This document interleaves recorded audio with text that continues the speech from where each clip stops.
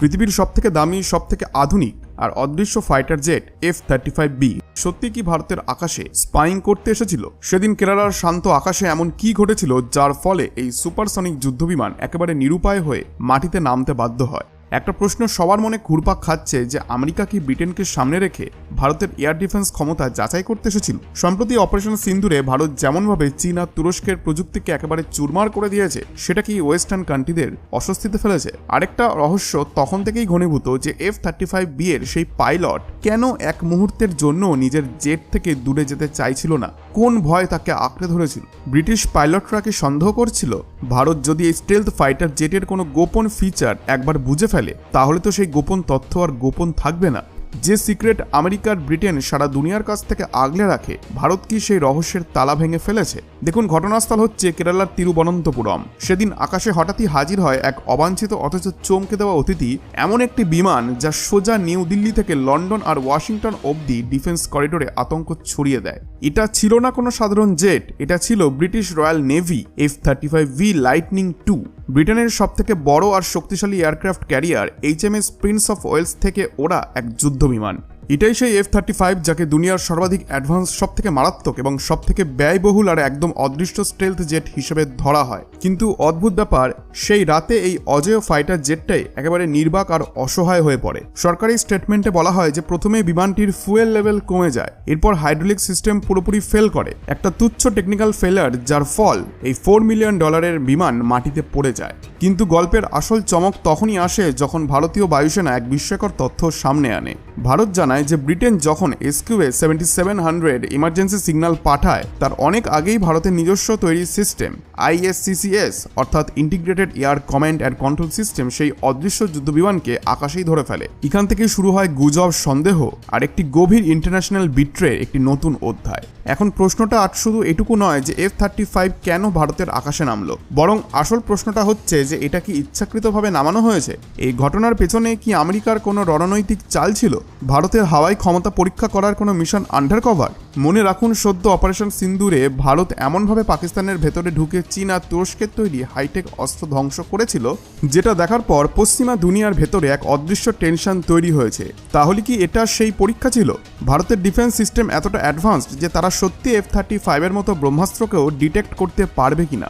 এখন প্রশ্ন হলো যে এই এমার্জেন্সি ল্যান্ডিং কি সত্যি একটি প্রযুক্তিগত ত্রুটি ছিল, নাকি সেটাও একটি জেনে বুঝে সাজানো এসপিওনাজ এক্সকিউজ ছিল? আর সেই পাইলটটা, সে কেন নিজের জেট থেকে এক মুহূর্তের জন্য দূরে যেতে চাইছিল না? কি ছিল সেই ভয়ের কারণ? এই রহস্যে মোড়ানো ঘটনার আসল চিত্র এখনো অনেকটাই অজানা।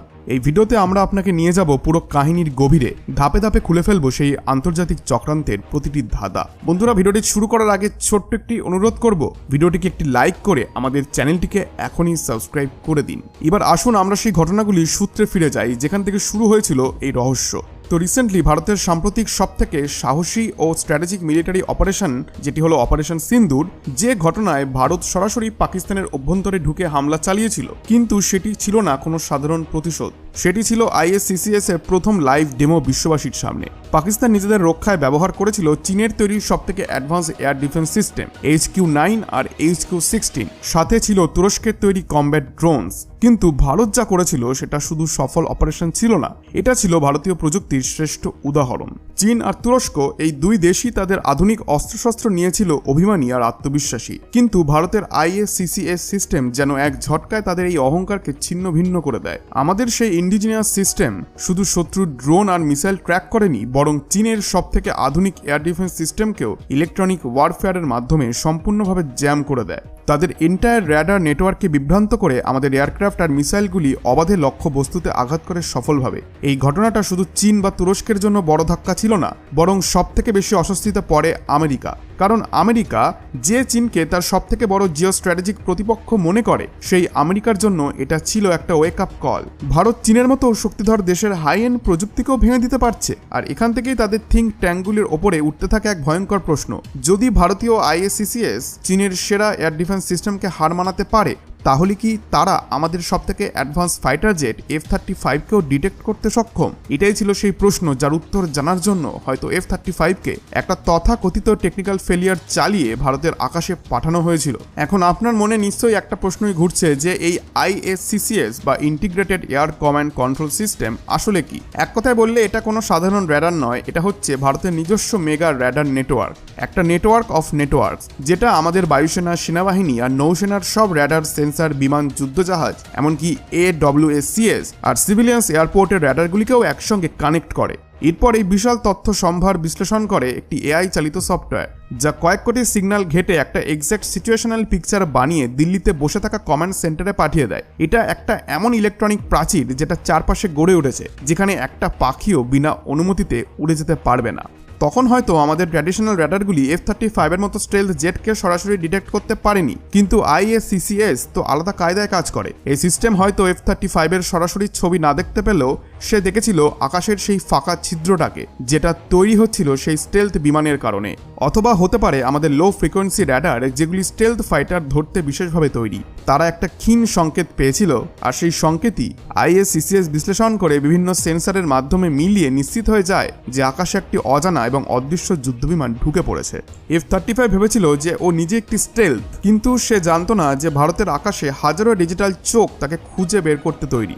এটা ছিল ভারতের ইন্ডিজিনাস প্রযুক্তির একটি বড় জয়, যার প্রতিধ্বনি বিশ্বের প্রতিটি মিলিটারি কমান্ড সেন্টারে পৌঁছে গেছে। আর এখান থেকেই আসে সেই ব্রিটিশ পাইলটের রহস্যময় আচরণ, যেন একেবারে অ্যাবসলিউট সিনেমার মতো। যখন F-35 কেরালার তিরুবনন্তপুরমে ইমার্জেন্সি ল্যান্ড করলো, তখন স্পষ্ট ছিল যে বিমানটিকে কারিগরি সহায়তা দরকার। কিন্তু আশ্চর্যের বিষয়, সেই জেটের একমাত্র পাইলট 1 সেকেন্ডের জন্যও তার বিমান থেকে সরে যেতে রাজি ছিল না। এয়ারপোর্ট কর্তৃপক্ষ জানায় যে পাইলট স্পষ্ট জানিয়ে দিয়েছিল যে সে কোনো মূল্যেই তিনি বিমানটিকে একা ছাড়বেন না। শুরুতে এমন গুজবও শোনা যাচ্ছিল যে তিনি বিমানটার পাশে একটা চেয়ার টেনে বসে পড়েছিলেন, যেন চোখের সামনে রেখেই পাহারা দেন নিজেই। শেষমেশ ব্রিটিশ এয়ারক্রাফট ক্যারিয়ার থেকে টেকনিশিয়ানদের দল হেলিকপ্টারে এসে পৌঁছানোর পর পাইলটকে এয়ারপোর্টের একটি কন্ট্রোল রুমে এমন একটি সিট দেওয়া হয় যেখান থেকে সে নিজের জেটের উপর নজর রাখতে পারেন। কিন্তু প্রশ্ন হলো যে এই ভয়টা আসলে কিসের ছিল? তার হয়তো ভয় ছিল যে যদি ভারতীয় ইঞ্জিনিয়াররা কাছে চলে যায়, তাহলে যদি তারা F-35 এর সেই বিশেষ র্যাডার রোধী পেইন্ট বা স্টেলথ ম্যাটেরিয়ালের স্যাম্পল নিয়ে ফেলে, বা যদি কোনো তারা গোপন প্যানেল খুলে ফেলে আর ভেতরে টপ সিক্রেট সেন্সর বা ইলেকট্রনিক ডেটাকে নিয়ে নেয়, সেক্ষেত্রে কি হবে? কারণ F-35 কোনো সাধারণ বিমান নয়, এটা একটা টেকনোলজিক্যাল ট্রেজার। এর বডি, এর ইঞ্জিন, ভেতরের হাজার হাজার সেন্সর, সবকিছু টপ সিক্রেট ক্লাসিফাইড। এই পাইলটের আচরণই তো সব থেকে বড় প্রমাণ যে ব্রিটেন আর আমেরিকা দুজনেই ভারতীয় প্রযুক্তির ক্ষমতা নিয়ে চরমভাবে চিন্তিত। এই ঘটনার গুরুত্বটা এতটাই ছিল যে CISF অর্থাৎ সেন্ট্রাল ইন্ডাস্ট্রিয়াল সিকিউরিটি ফোর্স সঙ্গে সঙ্গে পুরো বিমানটির চারপাশ ঘিরে ফেলে, সশস্ত্র নিরাপত্তা রক্ষী আর বুলেট প্রুফ গাড়ি মোতায়েন করে। কেরালার এই একমাত্র ঘটনায় পেন্টাগনের উচ্চপদস্থ অধিকারিকদের আর লকহিড মার্টিনের ইঞ্জিনিয়ারদের ঘুম কেড়ে নেয়। কেন? কারণ F-35 কেবল একটা ফাইটার জেট নয়, এটা আমেরিকার একটা $1 ট্রিলিয়ন জিওপলিটিক্যাল ওয়েপন। আমেরিকা এই জেট বিক্রি করে তার সবথেকে ঘনিষ্ঠ বন্ধু আর ন্যাটো মিত্রদের, যেমন ব্রিটেন, জাপান, দক্ষিণ কোরিয়া, অস্ট্রেলিয়া, ইসরায়েল। আর সেটা একটাই প্রমিসে, ইনভিজিবিলিটি, একটা এমন যুদ্ধ বিমান যাকে দুনিয়ার কোনো শত্রু দেখতে পাবে না। এই অদৃশ্যতার প্রমিসই F-35 এর মূল শক্তি এবং দাম দুটোই। কিন্তু যদি ভারত, যে না ন্যাটোর সদস্য না পুরোপুরি আমেরিকার ক্যাম্পে থাকা দেশ, নিজের ইন্ডিজেনাস সার্ভেলেন্স সিস্টেম দিয়ে F-35কে ডিটেক্ট করতে পারে, তাহলে আমেরিকার মাথা ব্যথাটা স্বাভাবিক। এর মানে কি? এর মানে হচ্ছে যে ভারতের প্রতিপক্ষ চীন আর আমেরিকার চিরশত্রু রাশিয়া, তাদের কাছেও হয়তো এমন প্রযুক্তি আছে বা খুব শীঘ্রই আসবে।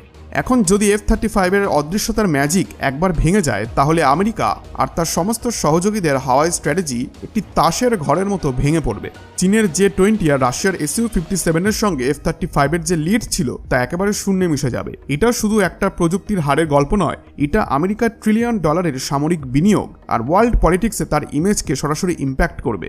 আর সেই ঘটনা শুরু হবে কোথা থেকে? ভারতের কেরালায় ঘটে যাওয়া এক সাধারণ ইমার্জেন্সি ল্যান্ডিং থেকে। F-35 এর নির্মাতা সংস্থা লকহিড মার্টিন নিজের অফিসিয়াল ওয়েবসাইটে দাবি করে, this is the world's most lethal, most survival and most connected fighter aircraft. It gives pilot unmatched advantage against any enemies and ensures safe return home. কিন্তু আসুন এই দাবিগুলির বাস্তবতাকে মাপি কেরালার ঘটনায় ঘটে যাওয়া সত্যের সঙ্গে। এই তথাকথিত সবথেকে মারাত্মক যুদ্ধবিমান একটা সাধারণ হাইড্রোলিক লিকেই একেবারে অচল হয়ে পড়েছিল। এই সবথেকে নিরাপদ বিমান ভারতের র্যাডার আর সেন্সার জালের সামনে লুকিয়ে থাকতে পারেনি।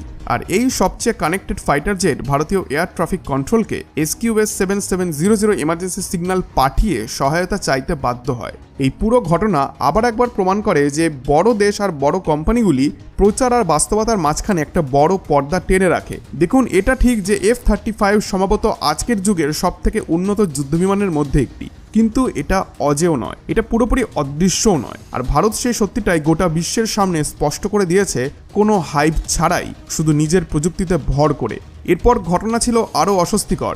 F-35 মেরামত করতে টেকনিশিয়ানদের আলাদা হেলিকপ্টারে পাঠানো হয়, আর সেই বিমান দুদিন পরেও আকাশে ফিরতে পারেনি। সবকিছু দেখে স্পষ্ট বিষয়টা শুধু হাইড্রোলিক লিক নয়, এর আড়ালে সম্ভবত বড় কিছু লুকিয়ে আছে। গভীর সফটওয়্যার বা ইলেকট্রনিক ম্যালফাংশন তো রয়েছেই, যেটি হয়তো ভারতীয় ISCCS ইতিমধ্যেই শনাক্ত করে ফেলেছিল। এখন বন্ধুরা, এই বিষয়ে আপনাদের কি মতামত? আপনাদের মতামত অবশ্যই জানান কমেন্ট বক্সে। আর ছোট্ট একটি অনুরোধ করব, ভিডিওটি যদি আপনাদের ভালো লেগে থাকে তাহলে অবশ্যই ভিডিওটিতে একটি লাইক করে চ্যানেলটিকে এখনই সাবস্ক্রাইব করে দিন। ধন্যবাদ।